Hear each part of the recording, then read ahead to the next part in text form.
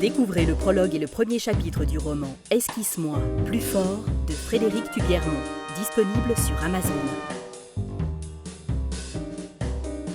Les tableaux se font d'après les modèles et non les modèles d'après les tableaux. Les livres sont les fruits des mœurs. Théophile Gautier, extrait de la préface de Mademoiselle de Maupin.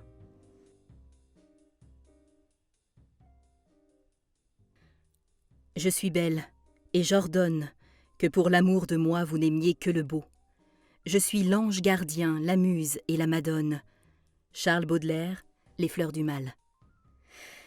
J'ai trouvé l'extrait de ce poème glissé dans une nouvelle de Balzac, le chef-d'œuvre inconnu, qui était, comme vous me l'aviez indiqué, au rayon littérature étrangère de Hatchard, sur Piccadilly. Quel délice que d'avoir eu grâce à vous le privilège de découvrir cette institution, et quel poème que celui que vous m'avez donné l'opportunité de lire. J'en ai profité pour m'offrir une première édition des Fleurs du mal, que je relirai dans les prochains jours. Vous m'intriguez, monsieur le précepteur, et je me porte donc candidate pour entamer avec vous une relation à l'aveugle, en silence, dans le noir, dans un hôtel de Soho. Que diriez-vous du Mimise ?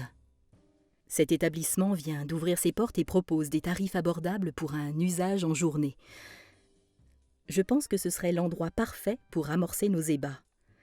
Si nous nous sentons à l'étroit après quelques semaines, nous pourrons nous offrir un surclassement, au Haslitz par exemple. Je suis disponible tous les lundis de 12h30 à 14h. Je vous propose d'arriver la première. Rejoignez-moi à 13h. Nous ferons l'amour jusqu'à 13h45 si cela vous convient. J'attends votre réponse avec l'impatience que vous pouvez imaginer. Votre dévoué, votre apprenti.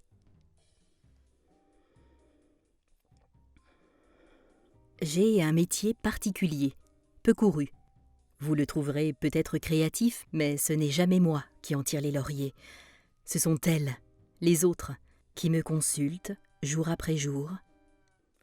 J'ai une routine, j'aime que les choses soient bien organisées. Je pourrais accueillir mes clientes dans mon petit salon, leur offrir un thé et quelques sablés, mais je préfère leur donner rendez-vous en terrain neutre, au cœur de la ville. En plus de préserver mon intimité, cela contribue à mon inspiration. Et au fond, en ce qui me concerne, c'est bien de cela dont il s'agit.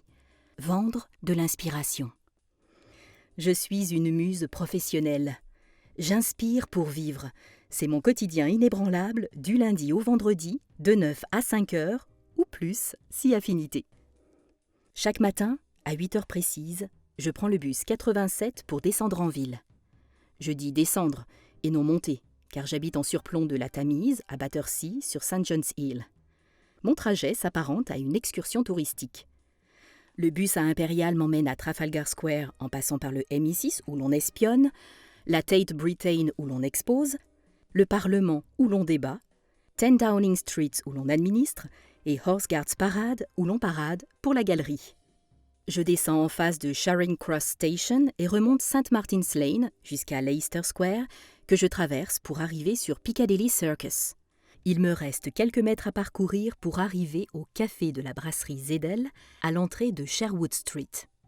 Si tout se passe comme prévu, je m'assieds sur la banquette juste en face de l'entrée à 9h07 ou 8, ça dépend des jours. Je commande une baguette grillée accompagnée de confiture aux fraises et un grand café crème sans sucre. J'ouvre mon carnet d'idées, sors mon stylo plume, prends quelques notes et attends patiemment l'arrivée de ma première cliente. Elles sont en général assez ponctuelles. Les séances, toutes d'1 heure, commencent à 9h30 pour s'achever à 12h30 et reprendre à 14h au même endroit, à la même table, jusqu'à 17h. 2 fois 3 séances d'inspiration intense. 6 heures de travail par jour, 50 livres sterling de l'heure, moins 3 cafés le matin et 3 thés l'après-midi, sans oublier la baguette du petit déjeuner. Cela me laisse 273 livres et 40 centimes, dont je dois encore déduire 3 livres pour le bus. Le prix de mon déjeuner varie en fonction de mes envies, je n'en tiendrai pas compte. Mon agenda est bien rempli. Je n'ai donc pas à me plaindre, je vis confortablement dans mon petit appartement malgré le coût exorbitant de la vie dans cette ville trépidante. À vrai dire, je ne pourrais pas vivre ailleurs, même s'il est amusant de constater que mon bureau d'adoption est une réplique d'un café parisien. Petite table ronde, Chaises art déco, accordéon en musique de fond et grandes affiches du temps jadis. J'aime sans doute les contradictions. La voilà qui arrive, la première aspirante. En retard, de 3 minutes. Elle semble tout agitée. Son embonpoint n'arrange pas les choses, ça gigote de partout. Elle me tend la main, assez flasque, il faut le dire, et s'assied lourdement sur la chaise d'en face. Elle est rouge pivoine, mais ce n'est pas l'émotion qui teinte sa complexion. « Je suis vraiment désolée, Madame Dumouriez. Je ne sais pas où me mettre. J'avais pourtant programmé mon réveil pour qu'il sonne à 7h30 et je ne l'ai pas entendu. Je me suis réveillée à 8h. Le temps de passer aux toilettes, de me poudrer le nez, de courir pour rattraper un bus, j'arrive tout en nage. Je m'en remets à peine. Un jus de citron me fera le plus grand bien. » Ne perdons pas de temps, Julie. Il nous reste 57 minutes pour vous donner matière à écrire une jolie histoire qui fera un bon roman de gare. Qu'est-ce qui vous plairait comme univers ? Elle manque encore de souffle et ses rougeurs s'estompent plus lentement que prévu. Je n'en sais rien, c'est sans doute pour ça que je suis ici. Je suis plutôt démunie au rayon créatif. Son double menton perlé de sueur s'agite par petites vagues. Bon, passons en revue quelques propositions. Un défilé de mode à Paris ? J'ai peur de ne pas pouvoir entrer dans le personnage. Les cuisines d'un restaurant étoilé à New York ? Oh, j'ai déjà suffisamment de tentations. Une île presque déserte où l'héroïne aventureuse s'éprend d'un médecin naufragé. Vendu, ça me parle. Je me vois déjà en bikini courir sur la plage pour me jeter dans ses bras.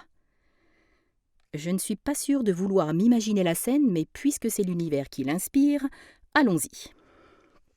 Parfait, Julie. Nous allons donc creuser cette idée. Vous êtes sans doute au courant des grands principes du roman d'amour. Il y a de l'amour, j'imagine, mais c'est compliqué l'amour, surtout avec un grand A. Certes, et de surcroît, les sentiments ne suffisent pas pour faire un bon roman. Tout commence par une rencontre fortuite. Le hasard fait si bien les choses. Et c'est le coup de foudre, instantané. Il y a bien quelques hésitations pour ne pas passer immédiatement du premier regard au premier baiser, mais on sent la tension érotique d'emblée s'installer entre les protagonistes. Au terme d'une brève introduction, l'héroïne se jette dans les bras du héros et à la langue en bouche succèdent rapidement les ébats dans la hutte. Il va falloir alors introduire un peu de complexité dans le récit. Ce serait trop facile de sauter de la paillasse aux noces. D'autres protagonistes peuvent s'inviter dans la romance. Un autochtone en guenilles, tout droit sorti des buissons, qui ne laisse pas la belle indifférente. Une jolie blonde, naufragée d'un esquif en déroute, qui s'attire les faveurs du héros. Des événements inattendus peuvent aussi venir troubler le fil d'une passion naissante.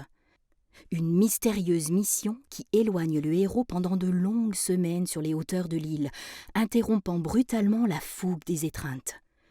À son retour, les doutes s'immiscent dans une relation encore fragile. Le climat s'envenime, un conflit s'amorce. Les corps se donnent et s'abandonnent, s'écartent, se détestent, font mine de s'oublier, se manquent éperdument et puis se retrouvent un soir. Les corps s'adorent, les cœurs s'éprennent, l'amour s'installe. Le livre est terminé. Oh, dit comme ça a l'air si facile, ça coule de source. Comment faites-vous pour si bien raconter en si peu de mots une vie si compliquée ? Peut-être que le secret est de ne pas avoir vécu toutes ces péripéties, de garder un peu de distance par rapport aux faits. Si vous saviez la distance que j'ai par rapport aux pulsions que vous évoquez.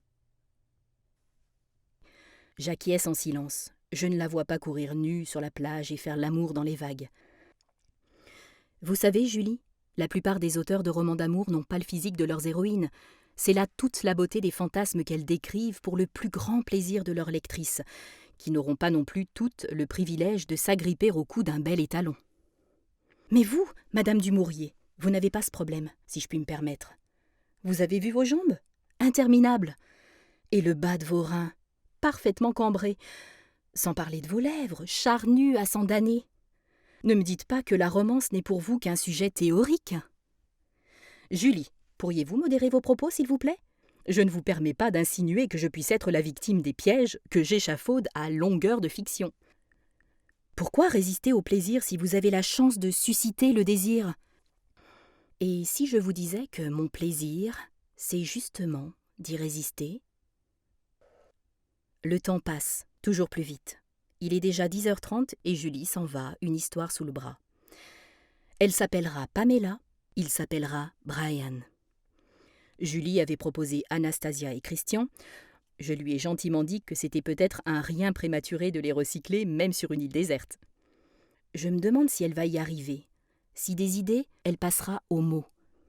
Mais c'est au-delà de mon mandat. Je n'ai bien entendu aucune obligation de résultat. Il revient à ces femmes de rédiger toutes ces histoires que j'inspire au kilomètre. Parfois, j'éprouve un petit sentiment de culpabilité. Je me dis que peu de romans seront issus de tous ces entretiens. Et pour mes 5 premières années d'exercice, les chiffres semblent confirmer cette tragique hypothèse. À ce jour, je n'ai encore lu aucun récit finalisé par mes anciennes élèves. Elles s'enthousiasment puis procrastinent. Peut-être viennent-elles juste chercher ici une bouffée d'émotion. Peut-être ne suis-je au fond que la version diurne d'une mère qui raconte à sa fille une histoire de princesse pour l'aider à s'endormir. Et moi, dans tout ça, que me restera-t-il de toutes ces journées ? Le salaire, le goût du café, celui du thé ou de la confiture de fraises ? Mais encore, j'improvise toutes ces romances à l'eau de rose que jamais je ne couche sur papier. J'en ai fait une règle, pour assurer à ces aspirantes romancières qu'elles auront, quoi qu'il arrive, la paternité du récit, qu'elles l'écrivent ou non. Ce sont désormais leurs histoires, pas les miennes.